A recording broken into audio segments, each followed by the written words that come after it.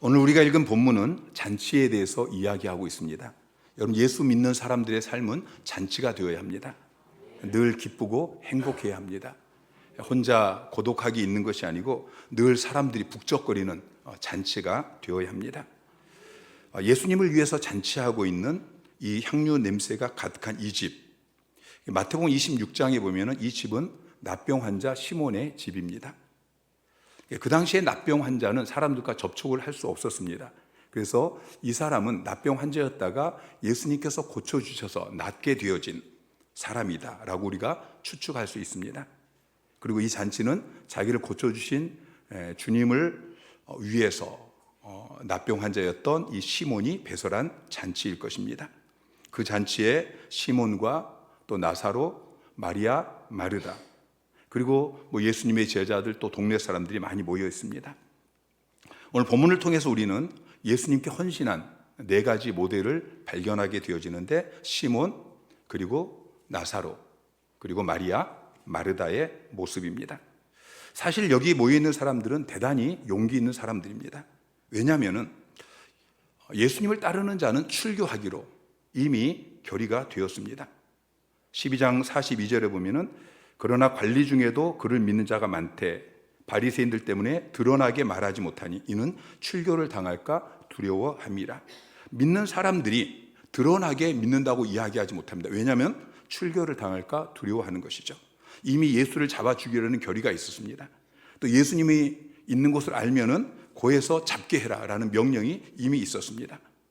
그래서 유대인들은 이번 명절에는 예수님께서 예루살렘에 올라오지 않을 것이다 라고 생각했습니다.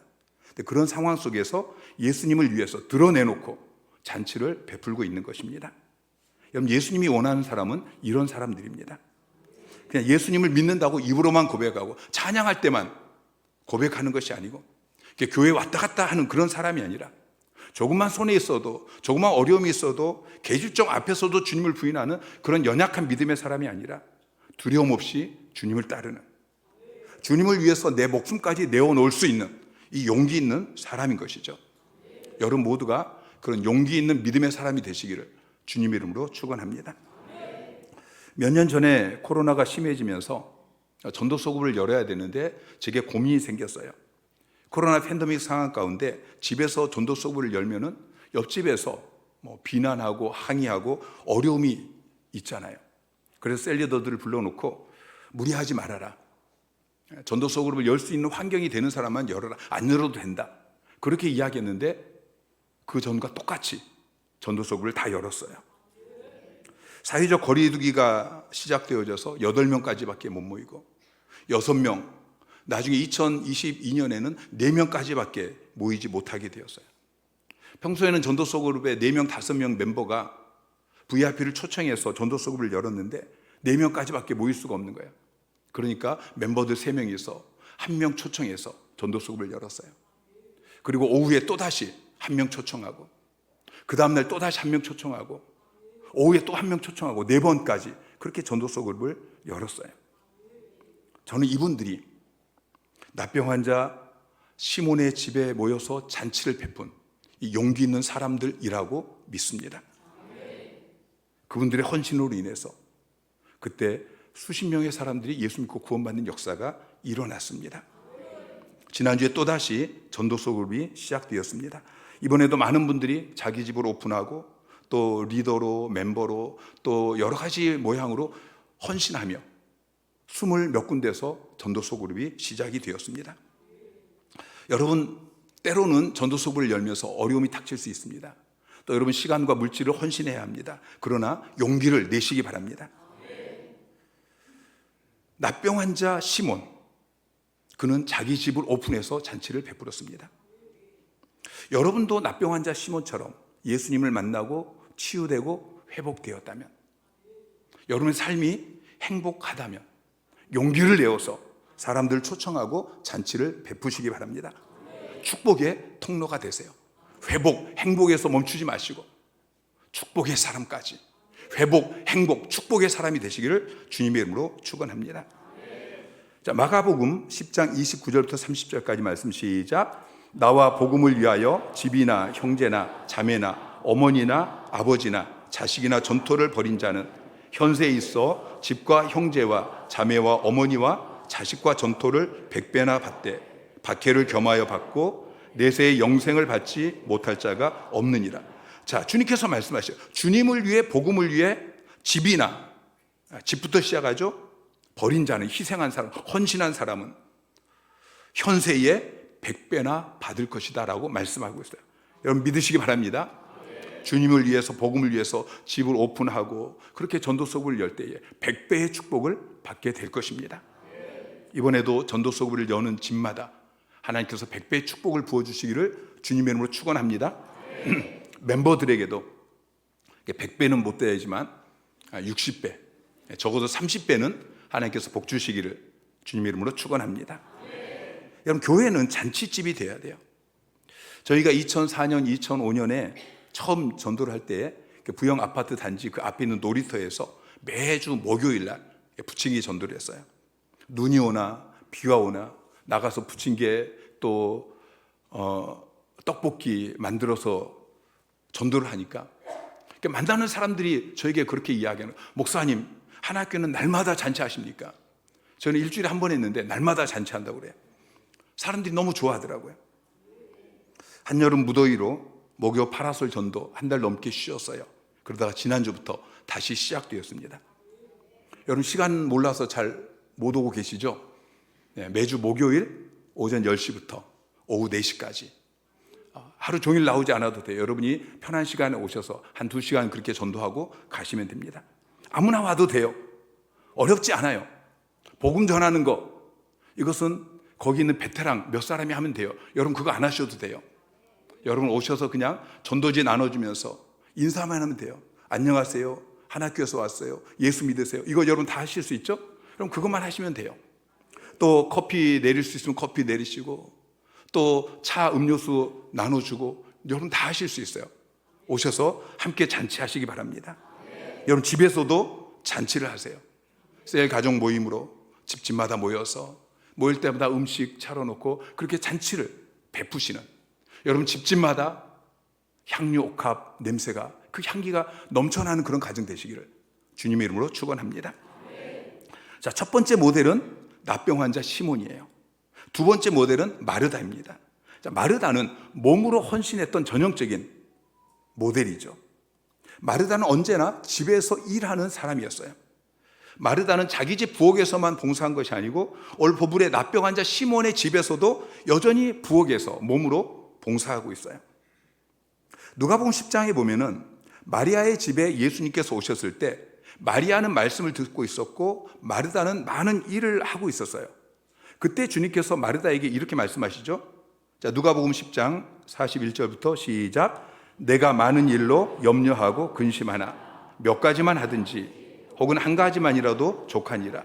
마리아는 이 좋은 편을 택하였으니 빼앗기지 아니하리라 하시니라.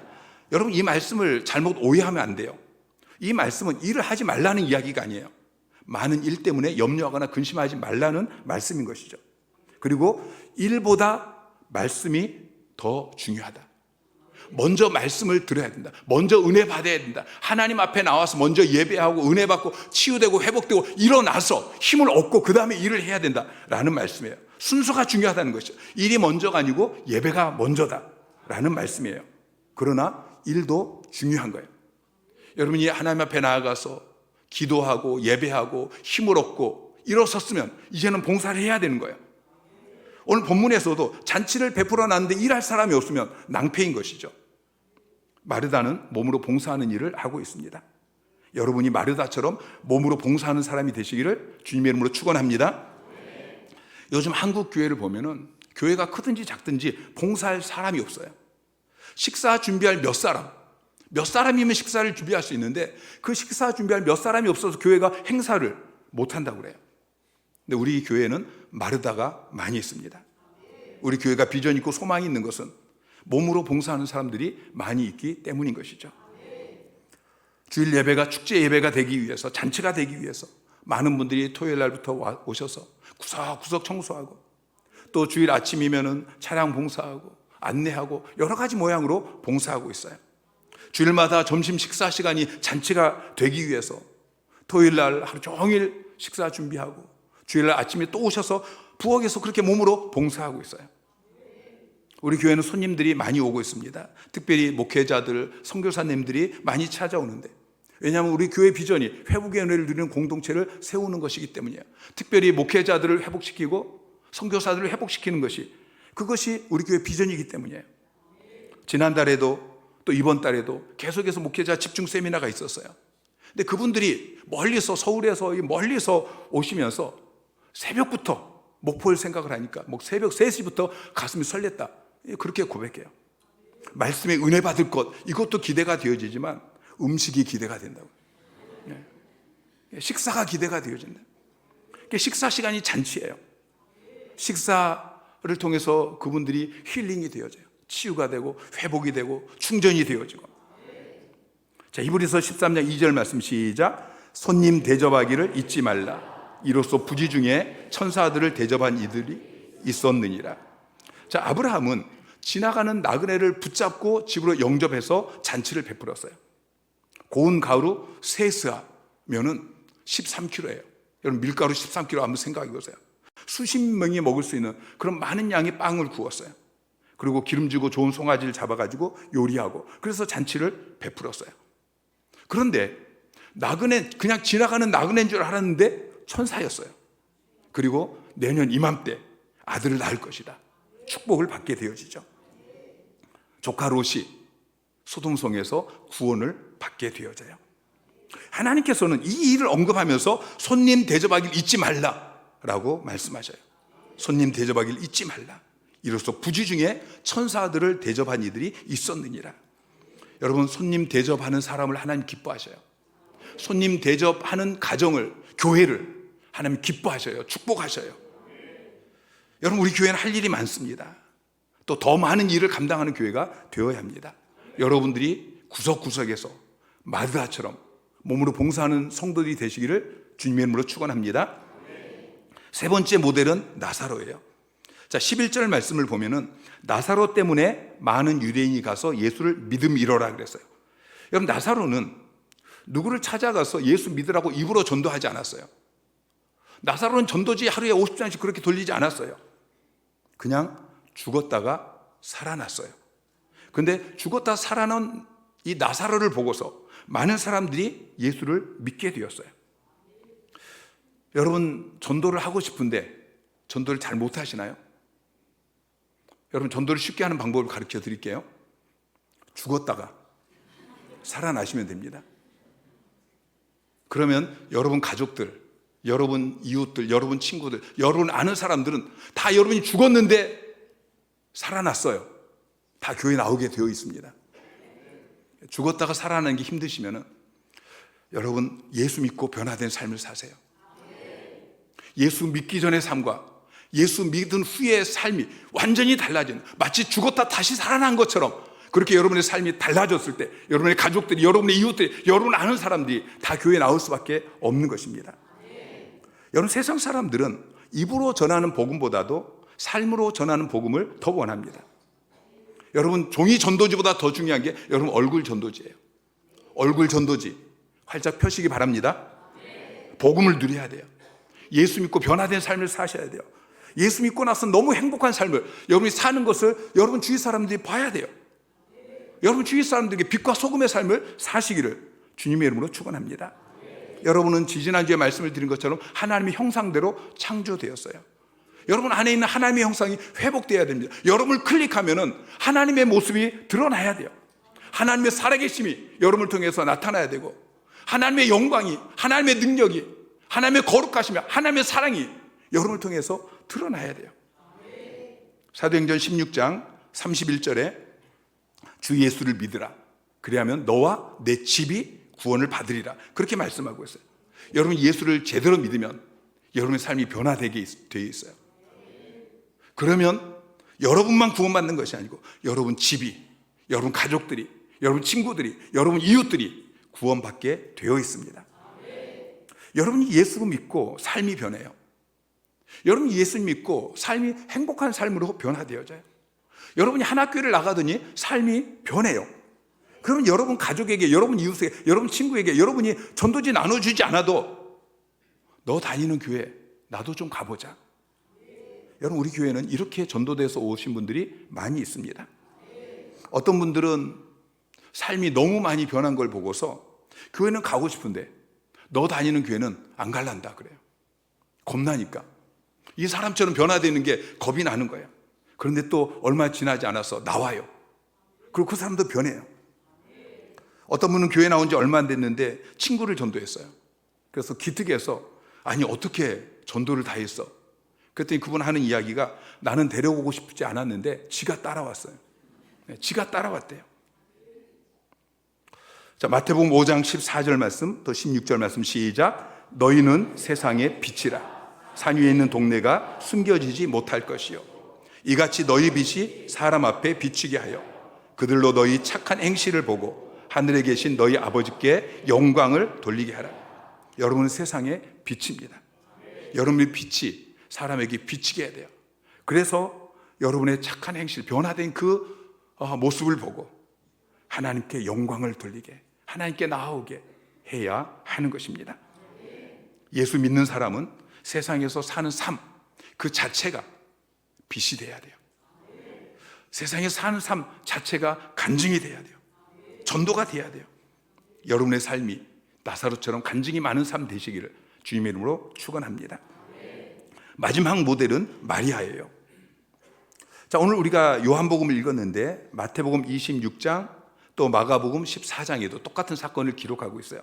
근데 마태복음이나 마가복음에서는 향유를 예수님의 머리에 부은 것으로 나와요. 근데 오늘 본문에는 예수님의 발에 향유를 부은 것으로 기록하고 있죠. 그러니까 사실은 머리에 부은 것이 발까지, 머리에서부터 발까지 그렇게 부었을 거예요. 자, 이 사건이 사실은 예수님의 장례를 준비하는 그게 굉장히 중요한 의미를 가지고 있습니다. 그런데 요한이 강조하는 건 그게 아니에요. 요한은 장례에 대해서 언급하지 않아요. 요한이 강조하고 있는 것은 헌신입니다. 다른 구절은 그냥 예수님의 머리에 부으니라고 끝나요. 근데 오늘 본문은 지극히 비싼 향유, 순전한 나드 한 근을 예수님의 발에 붓고 그리고 자기 머리털로 그의 발을 닦았다라고 기록하고 있어요. 마리아의 헌신으로 이 귀중한 향유 옥합을 깨뜨렸을 때 그 집은 향유 냄새가 가득한 집이 되었을 것입니다. 여러분, 시몬의 헌신, 마르다의 헌신, 나사로의 헌신, 이것도 다 귀한 헌신의 모델입니다. 근데 특별히 마리아의 헌신이 우리의 마음을 사로잡죠. 예수님께서도 마태복음 26장에 마리아의 헌신에 대해서 특별한 언급을 하십니다. 마태복음 26장 10절에 보면은 그가 내게 좋은 일을 하였느니라. 13절에 보면은 온천은 어디에서든지 이 여자가 행한 일을 말하여서 이 여자를 기억할 것이다 라고 말씀하고 있어요. 여러분, 마리아의 헌신이 왜 더 특별합니까? 첫째, 마리아는 주님께 가장 귀한 것을 드렸습니다. 마리아가 예수님께 드린 향유 옥합은 가론 유다의 계산대로라면 300데나리온이에요. 한 데나리온은 그 당시 노동자 하루 품값이에요. 그러니까 300데나리온이면 1년 연봉인 것입니다. 꽤 비싼 거예요. 그런데 향유 옥합은 사실 그 이상의 의미가 있습니다. 이스라엘 여인에게 있어서 향유 옥합은 결혼 지참금이에요. 마리아가 결혼하기 위해서 준비했던 향유 옥합, 마리아에게서 이 향유 옥합은 가장 귀한 거예요. 근데 그 귀한 향유 옥합을 예수님의 발에 쏟아 부었어요. 여러분, 정신 나간 짓 아닙니까? 왜 이 여인이 이게 정신없는 행동을 하고 있습니까? 그것은 이 여인이 예수님을 사랑하기 때문이에요. 여러분, 사랑하면 값을 묻지 않습니다. 사랑하면 계산하지 않습니다. 없어서 못 주는 것이 아쉽지, 있으면 그것이 아무리 비쌀지라도 계산하지 않고 그걸 사주는 것이, 그것이 사랑이에요. 우리 교회 안에 이런 여인들이 많이 있습니다. 너무나 감사해요. 여러분, 인간이 가장 행복할 때는 너무 사랑하기 때문에 아낌없이 내어놓는 거예요. 그것이 자녀를 위한 것이든지 남편이나 아내를 위한 것이든지 또는 예수님을 위한 것이든지 내 마음에 그분을 향한 사랑이 가득 넘쳐서 도저히 내가 움켜쥐고 있을 수 없어서 그것을 그분께 깨트리는, 여러분, 그때 우리는 가장 행복한 것입니다. 반대로 가장 불행한 때는 움켜쥐고 내놓지 않으려고 벌벌 떨 때, 그때가 가장 불행한 때예요. 하나님께서는 저와 여러분을 사랑하셔서 저와 여러분을 구원하기 위해서 가장 귀한 것을 내어주셨습니다. 독생자 예수 그리스도를 아낌없이 우리를 위해 내어주셨습니다. 예수님께서도 우리를 사랑하셔서 우리를 구원하기 위해서 가장 귀한 것, 자기의 생명도 아끼지 않고 내어주셨습니다. 하나님께서 아브라함에게는 독자 이삭을 번제로 바치라고 말씀하셨어요. 가장 귀한, 자기 하나밖에 없는 백세 해난 독자 이삭을 번제로 바치라고 말씀하십니다. 주님께서는 저와 여러분에게도 가장 귀한 것을 주님께 드리라고 말씀하십니다. 여러분의 가장 귀한 것은 무엇입니까? 여러분에게 있는 그 가장 귀한 것, 그것을 주님 앞에 쏟아 부으라고 말씀하시는 것이죠. 여러분, 주님은 아실 것이 없는 분이십니다. 주님은 말씀 한마디면 온 우주 만물을 만드실 수 있는 분입니다. 여러분, 그분은 여러분이 쓰다 남은 것, 여러분에게 필요 없는 것이 아니고 여러분에게 있는 가장 귀한 것으로 여러분이 헌신하기를 원하십니다. 두 번째, 마리아는 비난을 받으면서도 주님께 드렸습니다. 가룟 유다는 예수님의 돈꾀를 맡은 자였습니다. 가룟 유다는 300데나리온이나 되는 이 향유 옥합이 바닥에 쏟아지는 것을 보면서 속에서 분이 나서 마리아를 비난합니다.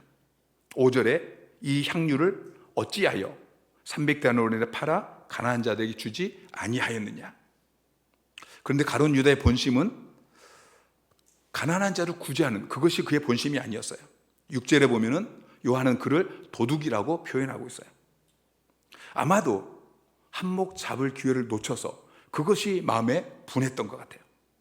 그래서 그는 며칠 뒤에 은 30, 향유 옥합 가격의 절반밖에 안 되는 120데나리온에 예수님을 팔았습니다.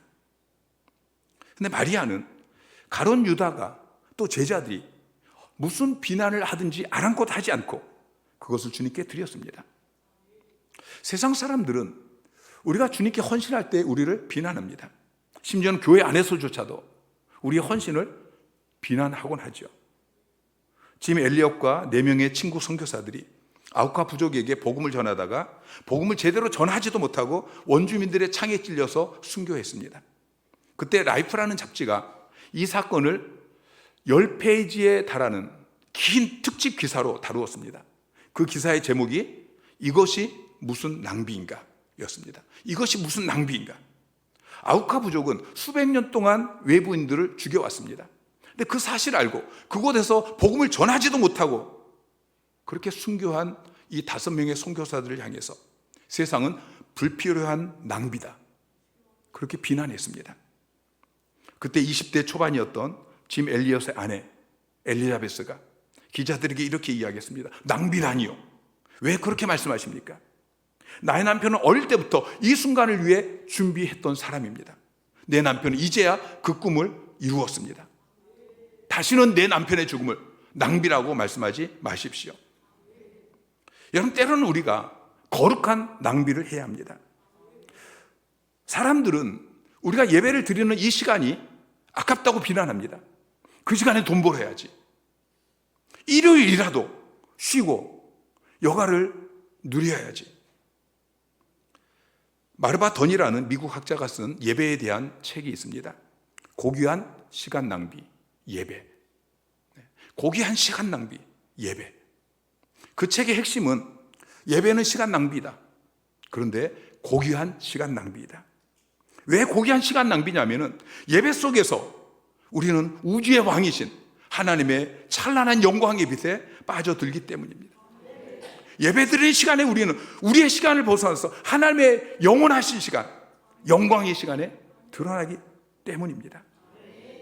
우리가 드리는, 우리가 낭비하는 그 시간과 비교할 수 없는 치유가 있고 회복의 은혜가 임하기 때문인 것이죠.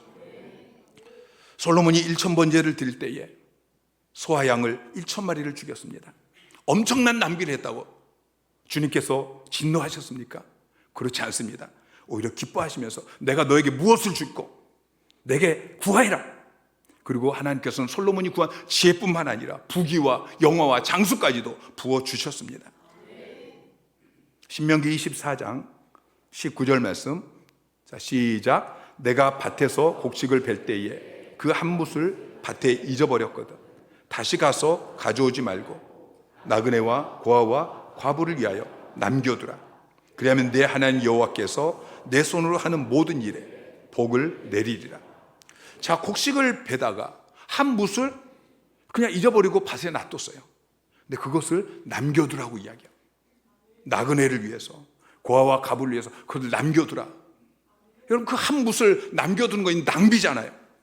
그런데 주님께서 말씀하셔요. 내가 내 손으로 하는 모든 일에 복을 내리리라. 여러분, 거룩한 낭비인 거예요. 전도서 11장 1절에 보면 너는 내 식물을 물 위에 던지라. 여러 날 후에 도로 차지리라. 이런 말씀을 믿으시기 바랍니다. 과소비의 반대말은 전략이 아니에요. 과소비의 반대말은 거룩한 소비예요. 근건 전략하는 삶, 이것도 필요해요. 근데 그것 자체가 목적이 되어서는 안 되는 것입니다. 여러분의 헌신에 대해서 주위 사람들이 비난할 수 있어요. 가족들이, 친구가, 심지어 교회 안에서조차도 그렇게까지 해야 되냐라고 비난할 수 있어요. 그러나 여러분, 담대하게 헌신하시기 바랍니다. 마리아는 주님께 최우선으로 드렸습니다. 가룟 유다는 마리아에게 왜 이 비싼 향료 옥합을 팔아가지고 가난한 자들을 구제하는 일에 쓰지 않았냐, 왜 허비했냐, 그렇게 화를 냈어요. 그러니까 돈을 쓰는 용도가 틀렸다는 것이죠. 근데 예수님께서는 오히려 가룟 유다의 우선순위가 잘못되었다라고 야단치고 계십니다. 8절 말씀을 보면은 가난한 자들은 항상 너희와 함께 있거니와 나는 항상 있지 아니하리라. 여러분, 주님을 향한 사랑은 구제보다 앞서는 것입니다. 주님은 온 율법을 압축해서 우리에게 두 가지로 명령하고 있는데, 첫 번째 계명이 무엇이죠? 하나님을 사랑하는 거예요. 마태복음 22장 37절부터 39절까지 말씀, 시작. 예수께서 이르시되 내 마음을 다하고 목숨을 다하고 뜻을 다하여 주 너의 하나님을 사랑하라 하셨으니 이것이 크고 첫째 되는 계명이요 둘째도 그와 같으니 내 이웃을 내 자신같이 사랑하라 하셨느니라. 자, 우리가 이웃도 사랑해야 돼요. 그러나 우선순위가 있어요. 먼저 사랑해야 되는 것, 그것은 하나님 사랑이에요. 먼저 하나님을 사랑해야 돼요. 순서를 바꾸면 안 돼요. 마태복음 10장 37절에 아버지나 어머니를 나보다 더 사랑하는 자는 내게 합당하지 아니하고 아들이나 딸을 나보다 더 사랑하는 자도 내게 합당하지 아니하다. 하나님께서는 우리에게 아버지나 어머니를 사랑하라고 말씀하셨어요. 아들이나 딸을 사랑하라고 말씀하셨어요. 내 이웃을 내 몸과 같이, 너 자신같이 그렇게 사랑하라고 말씀하셨어요. 그러나 먼저 하나님을 사랑하라고 말씀하셔요. 하나님보다 더 사랑하면 안 된다라고 말씀하셔요. 마리아는 먼저 주님께 헌신했어요. 값비싼 향유 옥합을 먼저 주님께 깨뜨렸어요. 우리가 우리의 물질이든지 우리의 시간이든지 우리의 재능이든지 우리가 가진 모든 것들을 헌신하는 데 있어서 먼저 주님께 드리는, 이것이 우선순위가 되시기를 주님의 이름으로 축원합니다. 유명한 모라비안 지도자인 진젠도르프 백작이 그리스도의 초상화 하나를 보게 되어집니다. 근데 그 초상화 밑에 글귀가 적혀 있었어요. 그 짧은 글귀가 그의 인생을 뒤바꿔 놓았습니다. 그리스도께서 십자가에서 죽으셨다. 내 널 위해 죽었건만 넌 날 위해 무엇을 하느냐. 이 질문에 진젠도르프 백작은 한 가지 대답만 있다는 것을 깨닫습니다. 그래서 그는 내가 가진 한 가지 열정은 주님 한 분뿐입니다. 그렇게 고백하고 그의 남은 생애를 하나님을 위해서 헌신합니다. 자기의 그 삶을, 자기의 가장 소중한 그 인생을 깨트려서 주님 발 앞에 쏟아 부었습니다. 오늘날 교회 안에 헌신 기피증이 마치 전염병처럼 퍼져나가고 있습니다. 많은 그리스도인들이 예수를 쉽게 믿으려고 합니다. 예수를 편하게 믿으려고 합니다. 신앙생활을 그냥 편안하게 하고 싶어 합니다. 그러나 주님은 그런 사람을 찾지 않습니다. 주님은 오늘 본문에 나오는 이런 주님께 헌신하는 사람들을 찾습니다. 나병 환자 시몬처럼 용기 있게 잔치를 베푸는 사람, 마르다처럼 그렇게 구석구석에서 몸으로 봉사하는 사람, 나사로처럼 그 삶이 하나님을 만난 체험이 있고 간증이 있는 사람, 그 삶으로 복음을 전하는 사람, 마리아처럼 가장 소중한 향료값을 주님께 깨뜨리는 사람, 여러분이 주님 눈에 발견되어지는 복된 인생 되시기를 주님의 이름으로 축원합니다.